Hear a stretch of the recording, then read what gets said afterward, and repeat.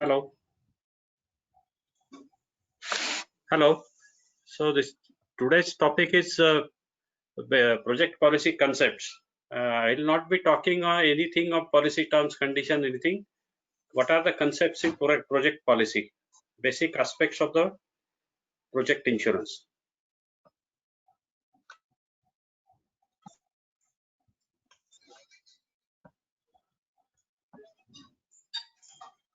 Hello.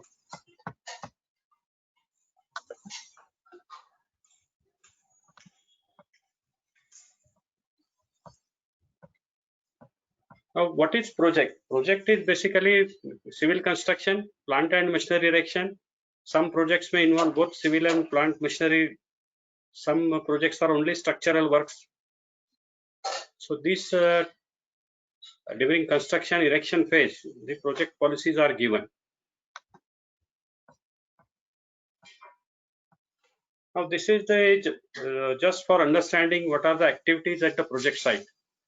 The first activity is for any new project, uh, greenfield project you can say, is site preparation and pre-storage. So first they will have to prepare the site, then there may be some material which will be reaching the project site, so it will be stored till its actual construction or erection work starts.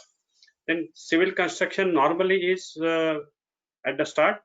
Simultaneously, there may be some machinery erection. Then this process goes on because there will be a number of machineries and different buildings will be there. So this is a continuous process. Civil construction, machinery erection.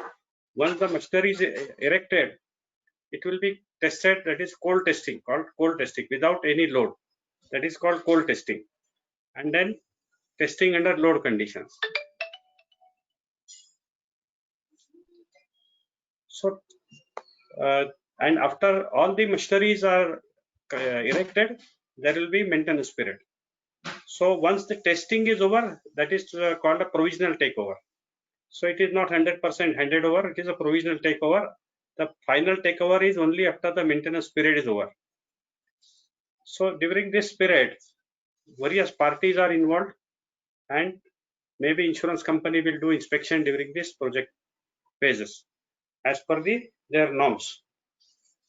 And then once definite takeover is there, then operational policies will be starting, but there may be a guarantee period in the contract, performance guarantee period, so that will not part of this project insurance.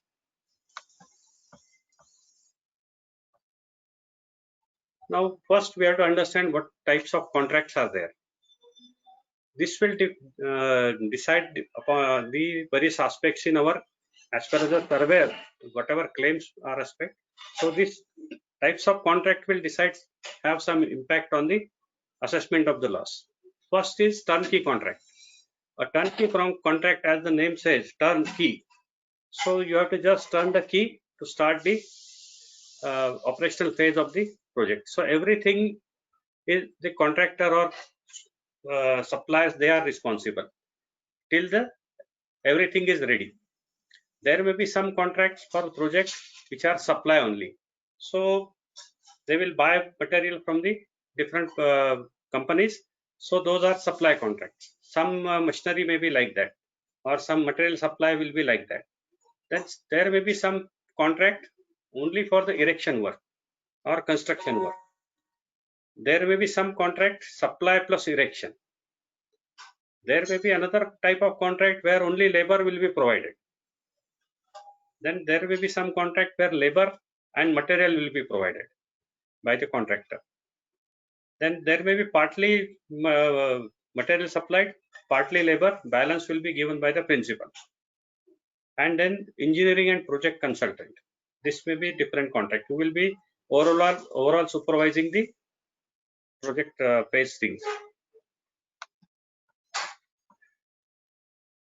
Then these are the new contracts which have come into picture when this private participation was involved. So most of the infrastructure projects were by government earlier.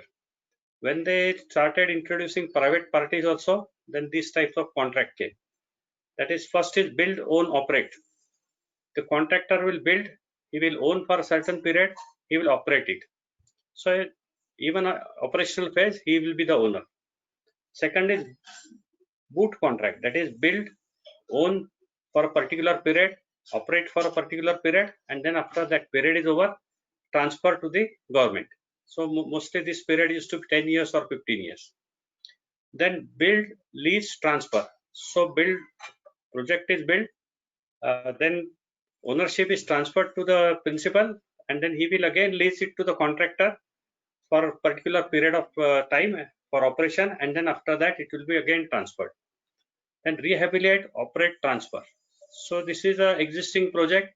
Something is existing facility that is rehabilitated, then it is operated for certain period of time, and then after that it is transferred. Then rehabilitate, own, operate. It is similar to build, own, operate. Only thing is there is existing facility which will be rehabilitated, upgraded, or whatever the case may be. Then next is design, build, finance, operate. Now all this earlier project, the design was given by principal. Here design is also done by the contractor. And then for power plants, this was independent power plant. So many projects were given on that basis. So it will be build, own, and operate. The power plant contractor only will be owning it and operating it. And these are the project policies which you are all familiar. Only thing is combined project insurance. This is a mini-CRIS policy. The word is mini-CRI wording, but mega policies mostly will be like this, where all civil construction and erection, everything will be combined policy. And if it is required marine, then section 3 may be advanced loss of profit policy, all package policy type. Then these are other insurances. Marine insurance, which can be separately, it can be part of erection or CR policy. Then these are other policies. Employees liability, contractor, plant machinery working at the site. Because to some extent they are allowed in project policies, but if it is more than that, mostly large project is the value is much more. So they are taken separately, annual policies. Professional indemnity, personal accident, mediclaim, and like that many other policies.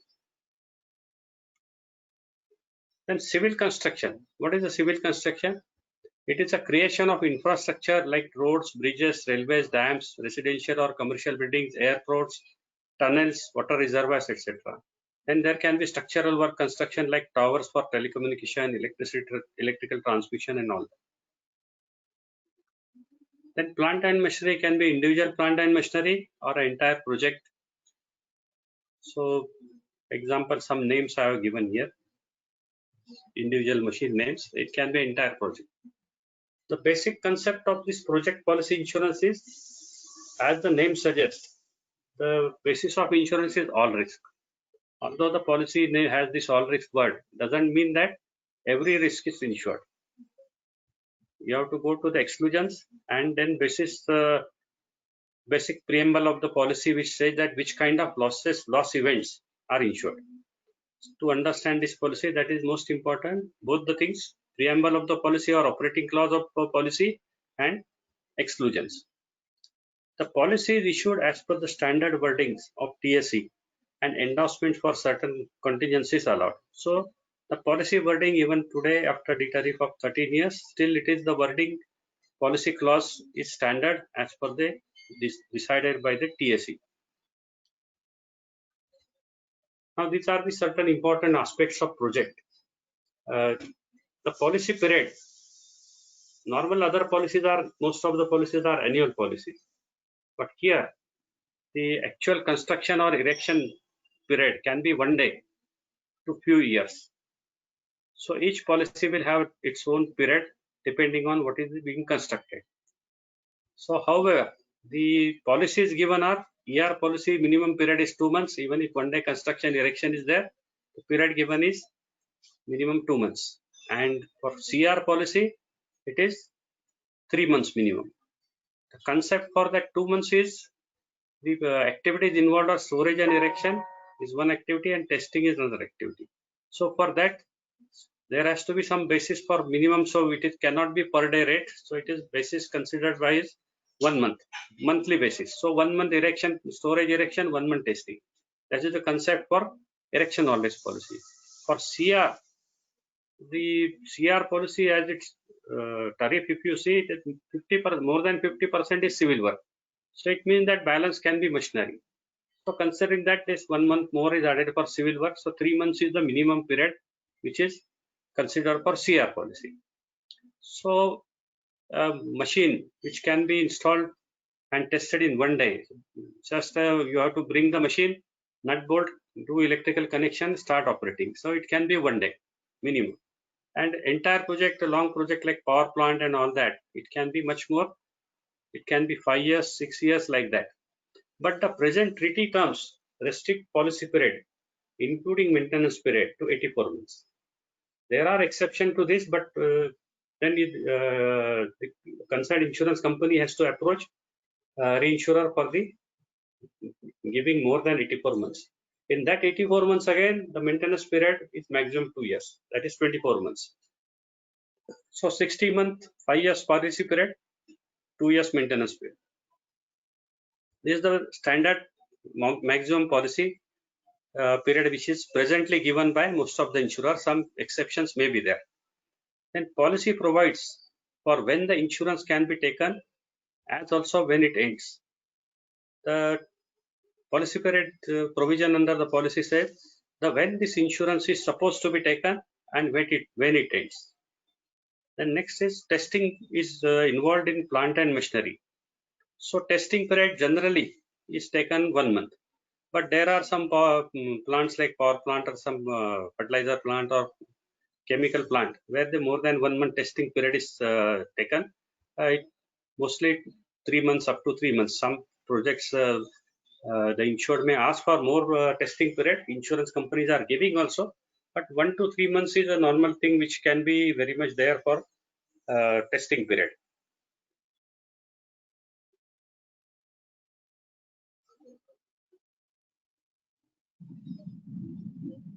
So this commencement of risk, then value build up during project period. This is another aspect which we have to understand. The other policies, operational policies, the value mostly remains uniform during the policy period. Initial sum insured taken 100 crore, maybe at the end also 100 crore if no additions are there. Whereas in this policy, the value is building up slowly. The value of the at the project site, it increases over a period of time and is maximum during testing period. So initial phase of the policy, the value at the initial phase may be 1% or 2% of project value. It slowly increases as the erection activities, construction activities goes on, and during testing period for erection policies, it is the maximum sum insured. For civil work, at the fag end, it will be maximum. There is a exception for phased handover. If phased handover is being done, that is individual machine tested, it goes up to the policy. So then it cannot be maximum sum insured. It will be whatever maximum for the last phase will be there, that will be there. Now, problem comes when there is a delayed storage risk delayed. The project is delayed, then there are issues. The storage risk increases. Now, when projects are delayed, the supervision at the site is very minimum. Large number of fire losses or other losses have been there during storage period when delayed projects are there. So machineries and this thing, they are stored in open or like that, then there is no supervision. So grass grows and then fire can be there or flood is there, then there is nobody to check it. Theft claims and all these aspects come during delays. And delays are very common in India for the project policies. And this is another aspect. Phase handover is another concept which is there in the policy. As and when policy clearly says that end of the project is when the machine is tested, it is out of the policy. If the civil work is completed and either project is handed over or put to use, then that is out of the policy. And another aspect in this project is dependency on other agencies. For projects, they need a lot of many permissions or approvals, or for cross-country project, acquisition of land and clearance of forage and so many things. Railway line is crossing approval from railways and so many other things are there. So dependency on them, there can be very delays because if they don't get those things, the project can get delayed. Then there is another aspect is coordination between all these parties working at the site, outside agencies also. So these issues, lot of issues may be there and the project may get delayed. One of the project here in National Highway in Pune, it was to be completed in 2013. Till today it is not completed because of this all reason. Permissions and some objections and all these things. Then handing over of premises also gets delayed due to variety of reasons. So handing over also gets delayed. So if it is a government project, some influential person has to open that thing. So everything is ready, but handing over is not done. So that creates another issues for as far as insurance is concerned, risk increases for this thing. Then there are another issues. Different contractors are there. Depends on whether they are taking separate policy or combined policy. Certain add-on covers will have impact whether it is a separate policy taken or a combined policies taken. If separate policies are taken by each contractor, if earlier or subsequent work not completed, the insured property, even if completed, cannot be tested or handed over because it has correlated with the other projects and each contractor has taken separate policy. Then multiple parties working at the same site, same time at the site. So there may be 100 contractors working at the site at the same time. Main problem is coordinating with all parties and housekeeping issues. In one of the major fire claim, if other contractors had stored haphazardly materials, so firefighting fire engine could not reach the fire location. So these issues come into picture because there was no coordination between all those contractors. There was no supervision from EPC contractor or whatever may be the reason. But these issues come into the picture and the losses will occur because of those things. Then issues of one contractor damaging other contractor work. Now this aspect will be problematic when it is a separate policies are given. So one insurer will say the person whose contractor whose property is damaged, they will say since the other contractor is damaged, you take from him, recover from him, not will not pay you, first recover from him. That contractor will say no, since this policy is there, let them pay. So all these disputes start coming. Then in case of integrated testing, some projects require integrated testing. Integrated testing is what entire plant has to be tested together. Individual machine testing is not to be considered as a testing, and entire plant will have to be tested. So there can be delay by one contractor affecting entire project. So this will happen if separate policies are taken or combined policy, both places. The entire project can be delayed because one particular contractor, there is a delay because of any reason, whatever reason may be there. So these are the issues because of multiple parties working at the site at the same time. Then combined insurance, separate insurance. This is the problem. So depends on the terms of contract. Now this will depend on the terms of contract between the principal and the main contractor. Now main contractor gives again subcontract to somebody. That terms of contract, what are those terms of contract? So it will depend. But advisable is a combined insurance, but it doesn't happen on all projects. There are separate insurances given because that is the terms of contract. Then insurable aspect to be seen as per what is stated in proposal form. This is one of the most important aspect, whether it's a combined policy or a separate policy. The proposal form asks one question: whose interests are to be insured? And there the three parties' names is given: principal, contractor, subcontractor. Now for here, it is expected that he will tick mark to all three things, that all three parties' insurable interest is required to be insured. But what we have observed, If contractor is taking the insurance, he will say only he will tick mark for only contractor.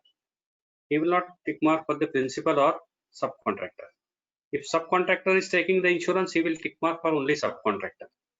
Then there will issues will be involved because somebody else has damaged this thing, property of his, but he's doing the work. So this aspect is most important when claims come for whether it's a combined policy or separate policy. And then the names of insured party will be depending on that. If you see this CR policy, there the name insured name is not there. It is name is principal. Who is the principal? Insured name only contractor's name will be there, and below principal name, contractor's name, subcontractor's name will be there. Now, if insurable interest is aspect is tick mark for all three, then all three will be insured, even though name of insured only contractor's name is there. But if that is not mentioned, the name of principal contractor is just an information, otherwise not relevant for the insurable interest aspect. Then surrounding property or third party liability. When the separate policies are taken and insurable interest is only for the person who is taking the party which is taking the insurance, then the other property, whether you have to treat it as a surrounding property or a third party liability.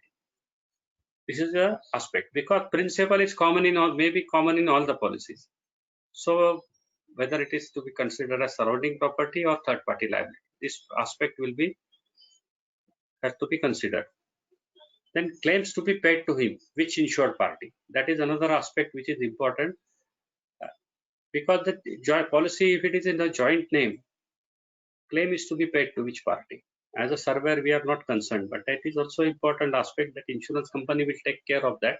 But we should know that this aspect is also problematic. NOC will be required from other parties for that insurance company takes it.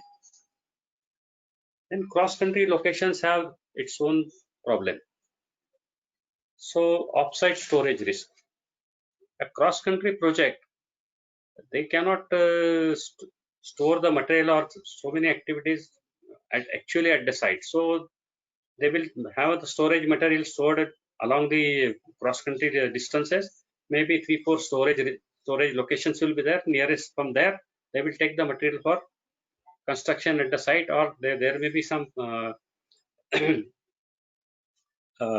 pre-erection activity being done nearby.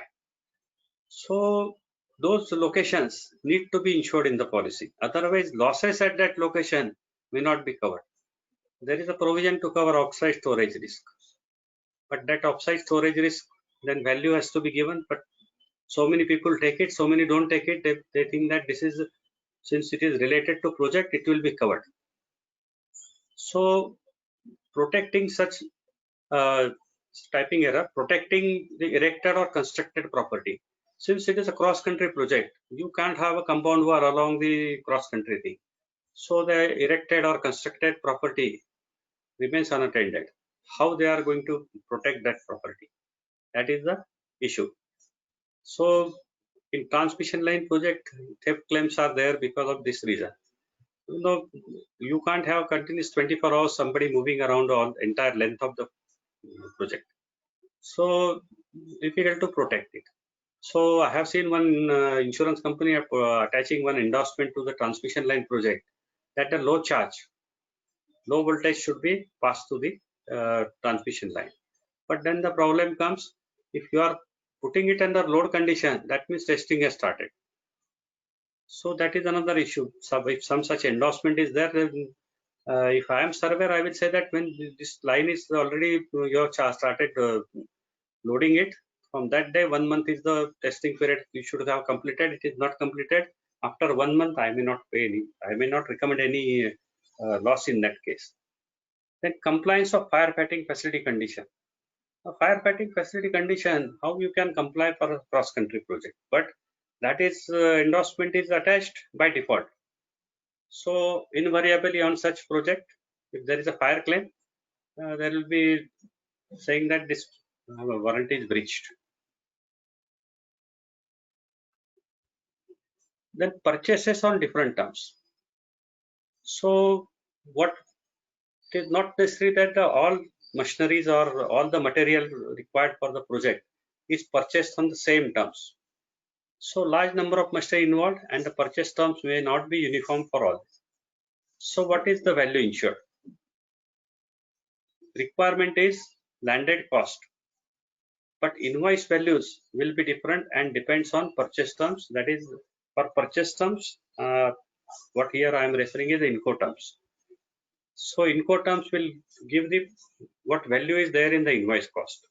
So here what we are not concerned only with the invoice cost, but we are concerned with the landed cost. That is the word used in the policy, landed cost at the site. So all the costs need to be added. So here purchase terms may be something, and then we have to see that all the other costs are added to the thing. Then there are another issue in contracts is fixed cost contracts and contracts with price variation clause. Some contracts are with fixed cost, and some contracts they have price variation clause. If the project is 3 years, depending on when the machine is going to be supplied, there is a contract or bill of materials. The value is say X, depending on supply. As per price variation clause, the cost may be 1.1x or 1.2x, depending on when it is supplied. So these two contracts, we'll have to see which contract, what kind of contract it is there. If there's a fixed contract, fixed cost contract, the policy requires that he should revise the sum insured if the prices are increasing. If that doesn't happen, then we have to consider the underinsurance in that aspect. If a contract with price variation clause, whether he has included this value price variation value into the sum insured, that has to be seen. The policy sum insured is as under. For imported equipment, invoice cost, freight, insurance, handling, clearing and forwarding charges up to factory site, custom duty. Based on the invoice, purchase terms, sum of cost may be part of invoice or may be separate. All costs need to be included in sum insured. Like if an invoice is FOB, imports, so that further cost of freight from the port of dispatch to factory need to be added while arriving sum insured.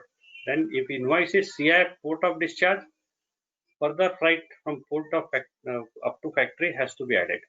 So that freight is added, duty and other things separate value is there. So I am talking of invoice cost here. Then another aspect is if exchange for custom duty due to any scheme, there are different schemes of customs. There is an exemption in custom duty or reduced custom duty. Insured may not pay any custom duty when it is originally imported. But the sum insured need to be included, including for the applicable duty, not the actual duty he has paid. The reason is in case of loss to those machine, he will have to pay the custom duty when it is re-imported. Now, if he doesn't include custom duty, he says zero for that machine, zero custom duty will be considered and he will be at loss when the loss comes.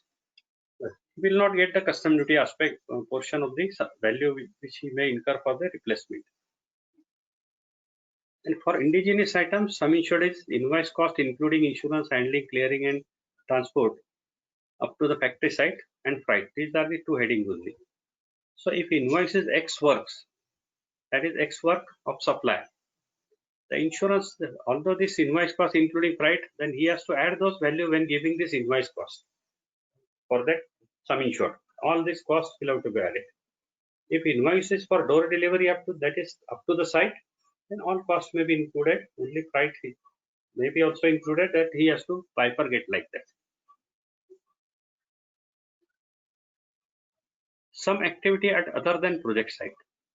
So there may be some activities which are done at other site, like storage or fabrication. Some storage, like a cross-country project, I have said storage or fabrication. So for large, say road construction, bridge girders and all those things are cast at the casting yard, which is may not be on the road construction, whatever lineage is there, route map is there, it may be nearby somewhere. So that storage yard or fabrication yard has to be insured separately. So losses during transit, additional transit. Now this from that site, fabrication yard to the actual place where it is going to be erected. What about that transit insurance? Some material which is going to this fabrication or storage fabrication yard, and then it comes to the site after fabrication or assembling and all that thing. So then even this aspect is there in erection also. So those transit and additional transit insurance, what is position of that? Then whether these locations are stated in the policy, that is the most important thing. Offsite storages, they say this is offsite storage we want to insure, but whether location is mentioned in the policy. Otherwise, they can say that any location where the loss is occurred, they will say that that was my offsite storage or a fabrication location. So whether the locations are mentioned in the policy. Then next aspect is modification, upgradation, rehabilitation work. So here for such type of projects, what is the scope of modification or upgradation or rehabilitation? What kind of work they are going to do? Then it means that there is an existing facility. So what about the sum insured of that existing property, which will be part of the project after completion? During extension, approach other insurer if extension is period is needed. For what we have observed is the original policies with the one insurer, extension is required, they will approach some other insurer, not the existing insurer. Our prudent underwriting says that it should not be like that. But today, the market is such that, okay, the insurance company says, okay, I'm getting the premium for extension, I will accept it. This is going on. So this create another issue. What was there in original thing, now what is there? So all these aspects will come into picture. And cross-country projects like road transmission line, these issues will be much more thing, because road construction, if you say existing road is say 2 lane, they are making it 4 lane, or if it is 4 lane, they are making 6 lane. Now the existing 2 lane or 4 lane road, whatever is there, the scope of modification upgradation will be limited, whereas the whatever 2 lane road existing, minor work may be there, but new extension on both side 1 lane, entire work of new road will be involved. So what is the scope of it? Then throughout the length of the road from place A to place B, it may not be uniform. Some places some work will be less, somewhere some more. So this scope of modification upgradation has to be understood. Then what about the sum insured of existing road? Say existing 2 lane road is there, and then expansion work is going on. That's a flash flood. The existing road only is doing top of work. What happens to the base of that road, which is already constructed? So that also washed away. Now, since that is not insured, the contract price is only for the modification value. So that value, first you have to construct that road, then only you will be able to do that modification work, whatever done in the original thing. So then that aspect comes. So sum insured of those existing road, what is the position? Whether it's part of the policy, it should be part of surrounding property and all these things, but that has to be included in the sum insured. Then another aspect is used machinery in erection policies. The tariff provision says that the used machinery can be insured only for the purchase price, and if any refurbishment is there, at refurbishment cost. It cannot be insured for the new replacement value as a new machine. So then there is an endorsement, losses to be assessed as per the sum insured and new replacement value in that proportion. But how you will know the sum insured and new replacement value? If after the loss somebody wants to do this thing, insured will object it. So insurance companies are supposed to take chartered engineer report, mostly in dismantled conditions. So this chartered engineer report, what it should give, both the value, purchase price, its reasonableness, and sum insured should be said, and then new replacement value. So this value, if it is taken before policy is given, it will help us. Problem with chartered engineer report is that chartered engineer report required is when you should inspect the machinery in the working condition. Most of the time that machines are dismantled or that plant was silent for years or maybe a few months, and then the chartered engineer doesn't inspect it in the working condition, so that problem is there. In that case, the insurance company should not give testing risk. Otherwise, also standard policy says testing is not covered for second-hand machinery. It is covered only when extra premium is paid. So insurance company should not pay the give the testing risk. Now the problem comes, everything is fine, chartered engineer report is in working condition and all these values are available, and the loss is during testing. The standard policy clause says that loss is not payable for because testing is not covered. They have to pass endorsement saying that for used machinery, testing is also covered. That endorsement is not there, then there is again, as a surveyor, I will say that you will not pass this endorsement. Testing is excluded as per the standard policy. I will not recommend that loss, but they have charged the premium, so then they should pass the endorsement if surveyor has to recommend this loss. Then delayed projects. So there can be delays in commencement of project policy itself. As per the contract, he is supposed to start the policy as per the norms of the policy, but he doesn't take the policy that time. Normally in CR policy, this is a very common problem. He will take the policy when his first running bill is withheld for want of insurance policy. So 6 months have gone. 6 months he has some work is already done. The insurance company will charge premium and collect the premium from the date. When they pay the premium from that date, they will issue the policy. But then it is a delayed thing. What happens to the existing constructed work or erected work? Losses, if any, are there, and then losses in that may not be noticed that time, not noticed during maintenance period. What is the position? Then delays in completion. This is a very common thing. Most of the policies are extended. So this delays may be variety of reasons. So risk increases as partly constructed erected properties remain unattended. If there are delays, complete stoppage is there, or partly work is going on, unattended properties, there will be risk will increase as far as insurance company. Losses also may be there. So losses during such stoppage of work, the policy has that exclusion, but whether that stoppage has caused the loss or not is the most important thing. If flash flood comes, otherwise also it would have come, the loss may be payable, but other losses, theft and all those things, not maintaining the site, no supervision and all these things, those issues will come with whether the losses are because of stoppage of work.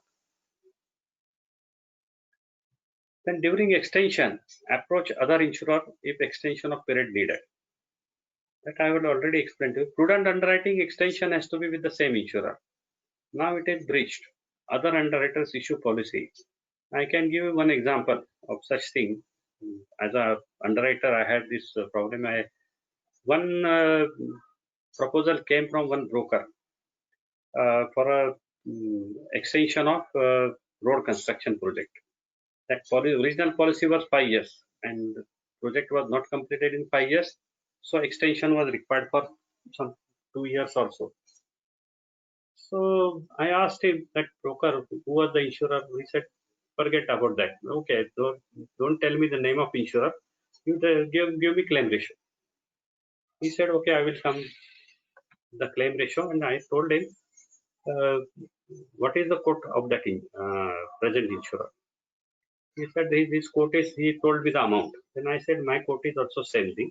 Only thing is you give me claim ratio so that whether I can reduce or increase that premium, I will tell you. He didn't return to me. After 2-3 days, another broker comes, same proposal, but for fire policy, SFSP policy. Then I could get this that it is same project because the name of insured was that contractor who was constructing the road. I asked him, can you tell me during project phase how many losses were there, and why you want insurance in the name of contractor when it is a completed road? It should be in the name of principal. Then he said, why you want project policy losses? I said, I want it. Then he also didn't come, but I am sure some insurance company must have given that policy to that group, one of the broker, maybe fire policy or extension policy. Then another aspect is gap in award of contract and start of work. The contract is awarded, contract says that from this award of contract, the work should start immediately. The work doesn't start immediately. Work may be delayed for any period of time. Then the problem comes to is the value. The contract price has X value.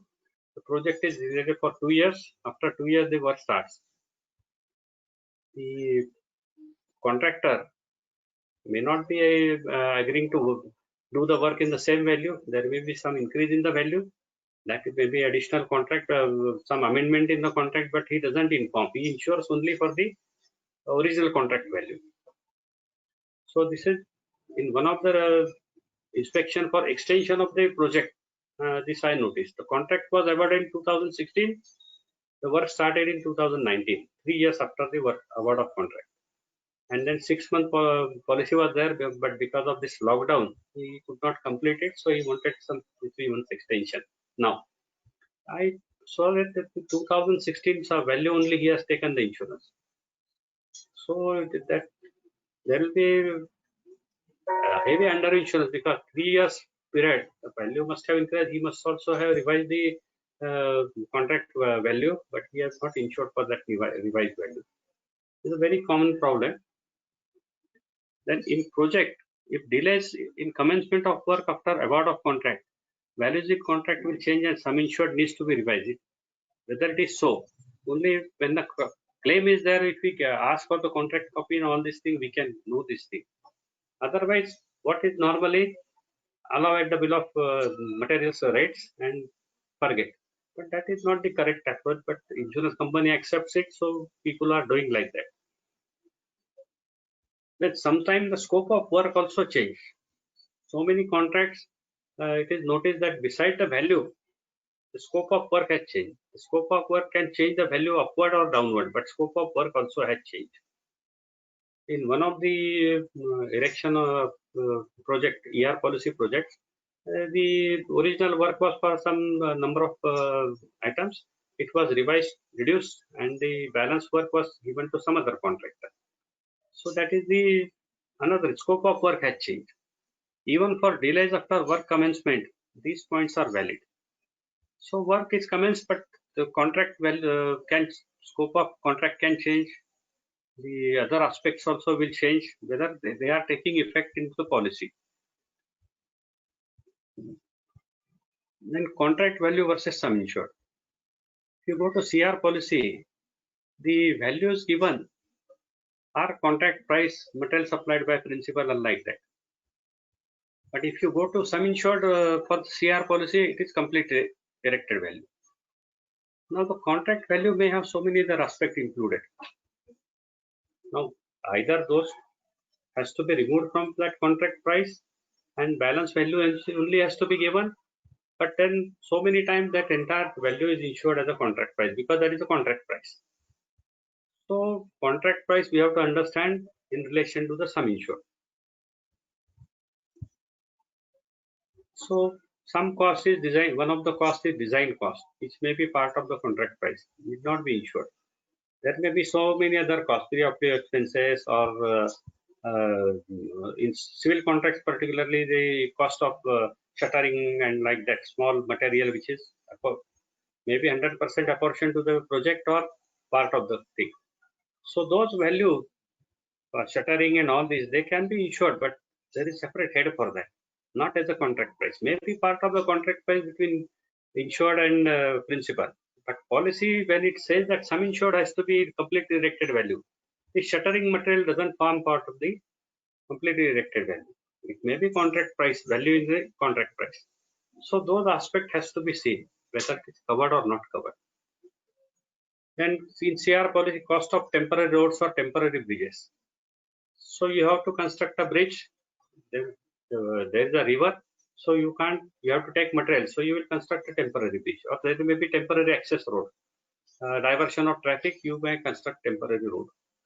So all those costs, each contractor is not going to spend money from his pocket. So he is going to build include this cost in the overall project. Now those temporary roads and temporary bridges, if they are not going to be forming part of the completely erected value of the project, they cannot be in the basic sum insured. They can be covered but in the separate head. There is separate head for that. In contract having price variation clause, sum insured needs to be including the price variation. So if there is a 3-year project, then 100 rupees is the price in the contract. Then depending on every year what he is supplying, the price variation clause will apply. And if you apply that based on his original logistic periods, the value, if it comes to 130, that 130 should be the sum insured. And beyond that, the escalation will come. But here, what is happening that 100 rupees is the sum insured, and this 30 rupees is considered as escalation. So many projects are, it is noticed like that. So that is not a escalation. Then testing covered, testing not defined. Now project policies, erection on risk policy, we say that testing risks are covered. But whether testing is defined in the policy. Policy nowhere defines testing. It says testing period. And in CR policy, testing is not covered because it is construction. Once construction is over, it is handed over. But since the policy is having some machinery, then if machinery is involved, testing will have to be done. So testing risk, if the insured want to cover, it is a provision. So then the endorsement should be there in the CR policy that testing risk is covered. So, but question is, what is the testing? Testing is not defined. Another aspect is printed policy clause stated it has a 4 weeks. So if you go to the standard policy clause of erection all risk policy, it says 4 weeks, 4 weeks of testing. When you go to period of insurance, but is typed in the policy, it says 1 month, minimum 1 month. So this is the issue. But since if you go to interpretation of policy principles, then 1 month will be the testing period, or 3 months if he has opted for 3 months, not the 4 weeks. Then the commencement of testing and end of testing is defined for some projects like power plants. So when the testing is treated as commenced, when the testing is treated as ended. This is defined in the policy for some projects, power projects and some other projects it is defined, but not otherwise. So for those things we have to go by the contract. In the contract, whatever is mentioned as a testing, for the testing thing, that has to be considered as a testing operation. But what we are covering is a period. So that they have to complete those test operations, whatever defined in the contract within the period selected for the testing. If testing is not completed within the original testing period selected, the testing period extension is very much available. The tariff says that maximum testing period can be 12 months. Now this issue comes for a number of times. Earlier it used to be coming for thermal power plant because variety of reasons the testing used to be delayed. So 12 months is the maximum testing period which can be given in the erection policy. In case of extension of testing period, need to verify if dates, verify the dates if loss is during extended testing period. Now this is a very important thing. If there is an extension of testing period, then date of loss we have to see whether it was handed over, it was really testing going on, or testing was over long back. This has happened in one of the case. The testing was over and they were extending the policy by paying the testing period extension premium, but testing, it was handed over also project.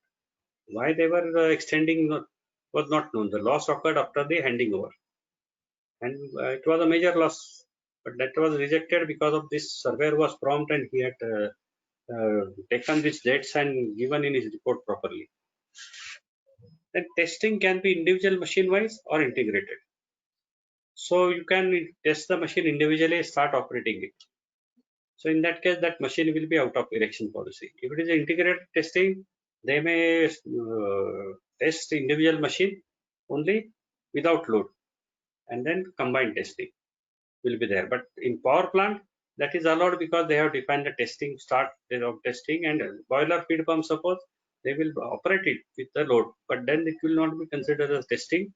It will be considered as coming into testing as per the commencement test of testing defined for the thermal power plant.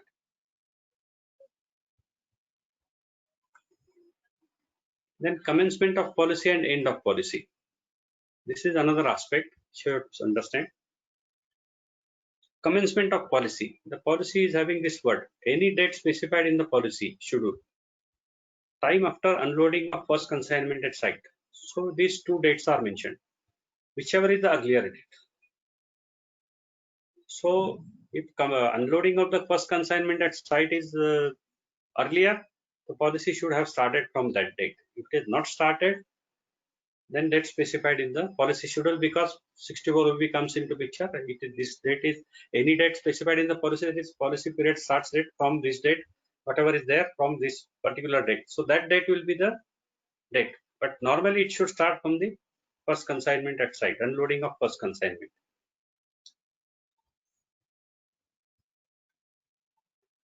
Then end of policy. First test operation or test loading completion. So you are operating the machine, that the first test operation is being done, your test loading is completed, and 4 weeks from that date. Now 4 weeks is modified to 1 month, but this is a policy wording, standard clause wording. 4 weeks from the day on which erection completed or trial run is made and or readiness for work is declared by the erector's contractor. The contractor will declare that this is ready for work from that date. And for used machinery, testing is not over unless and until this policy has an endorsement. And escalation provision is the next aspect. The escalation provision is different than SFSP or machinery insurance policy as the operational policy. The operational policy, the escalation is per day 1 by 365 formula. Whereas here, the escalation provision is same, maximum 50% in those policies also here also. But the difference is the whatever percentage is opted by the insured, say is of for 20% escalation.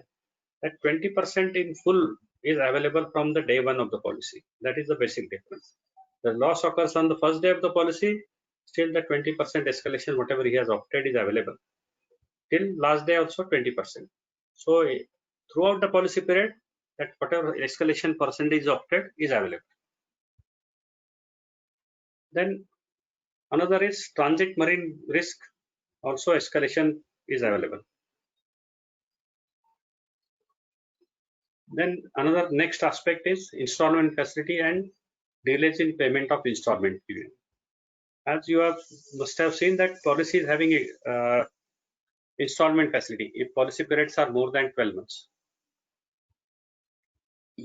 So there is an installment schedule given to the policy, and the insured should pay the premium as per those dates.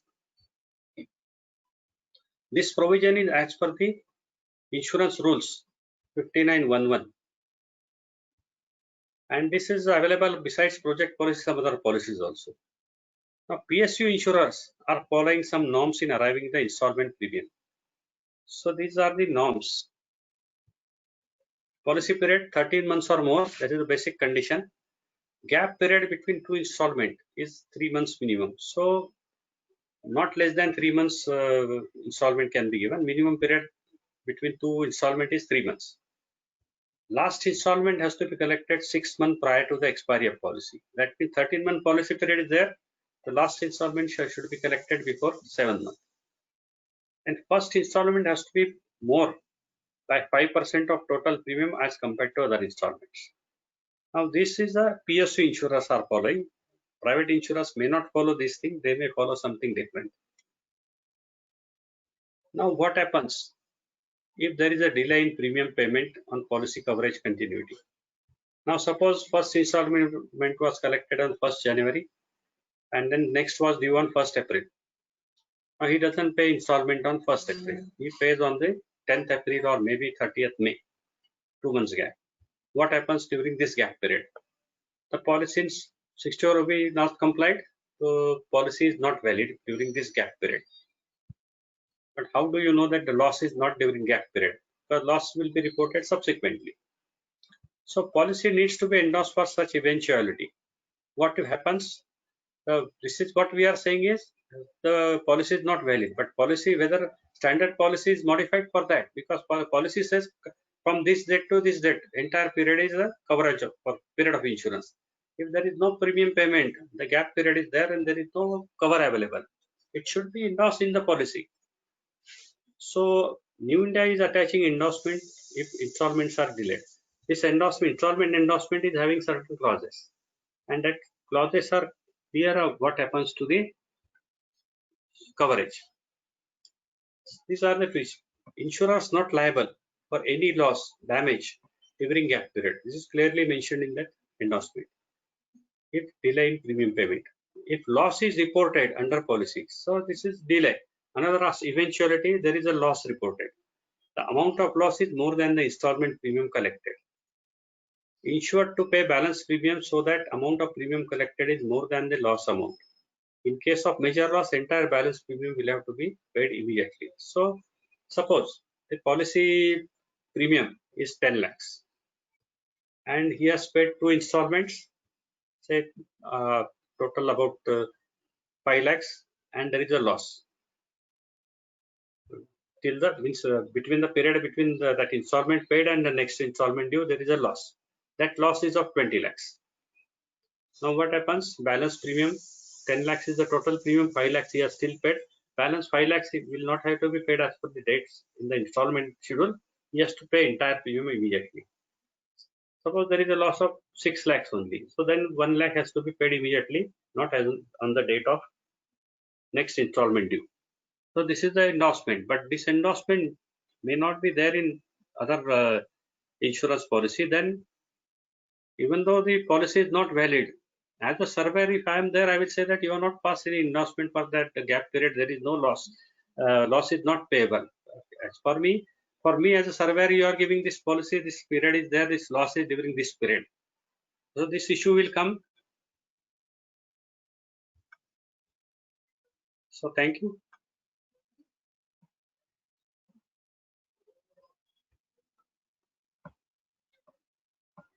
Thank you, Harsulkar sir, for this nice information. We will take the question and answer session. Members can raise the hand so I can unmute them to ask the question. There is a question from Mr. David Makwan. Price variation will increase value of the project. How this is taken care in project policy? Increase in value? Hello? Increase value of the project. Price variation will increase value of the project. How this is taken care in project policy? There are two aspects. One is price variation clause. The price variation clause aspect has to be taken care while taking the basic sum insured. And there can be another possibility that during the period of that construction period, the values increases.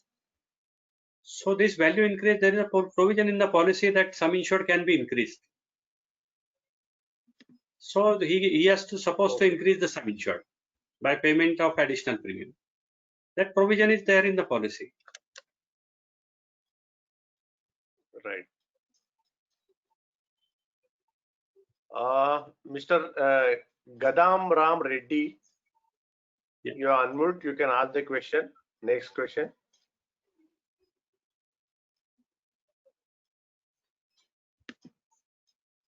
Reddy sir, you have to unmute yourself.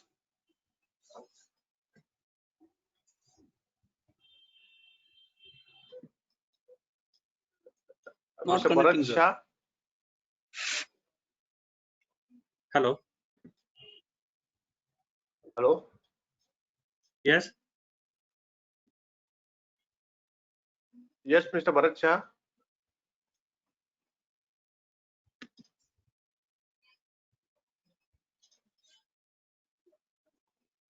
David sir, you are also unmute. You can ask the question.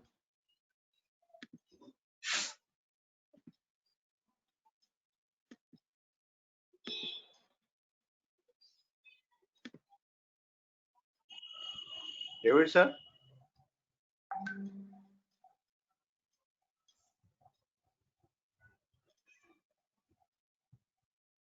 Mr. Bharat Shah.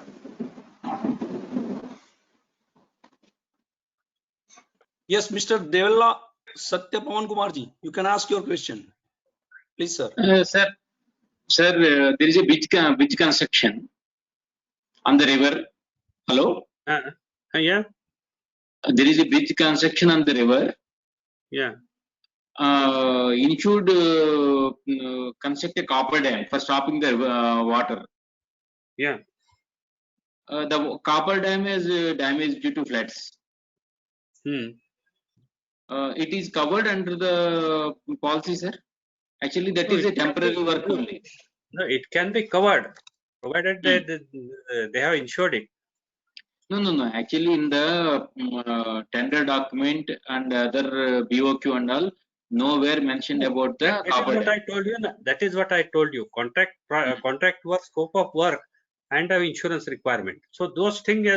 See, copper dam, whether it is going to remain after the completed bridge No. is constructed. No, No, sir. so if it is not going to be there, it is a temporary work. It can be Yep. covered. There is a provision in the policy to cover those things. They should cover there, not as a basic sum insured. Basic sum insured Okay. is only for the completely erected value. But what Correct, happens sir. if they are included in the basic sum insured, then that is covered. That he has to mention in the proposal form. It is not Okay. that some value. Say suppose the bridge construction value is set 100 crore, and it includes 5 crore for the copper dam. Suppose. Okay. Then if he has insured for 100 crore without mentioning that he is going to have copper dam, then that will not be covered. He should mention that these are the other works which are part of the 100 crore. Then only it will be covered. Now what happens if he has not mentioned? It depends on the insurance company. If they want to be positive, they will say that okay, this is there. We'll pay the claim. But depends on insurance company then. Otherwise, they should mention. They can mention whatever is there. Other work is which is part of this thing. Copper dam is this much.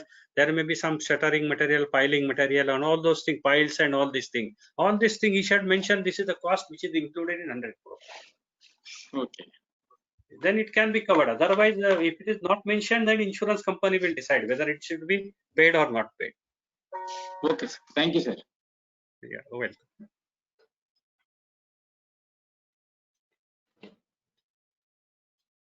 I think all the questions are over. Okay, sir. Thank you. So thank you, Milind sir. Thank you for this wonderful session.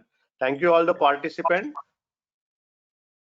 And today we are closing over here. Thank you all. See you at tomorrow.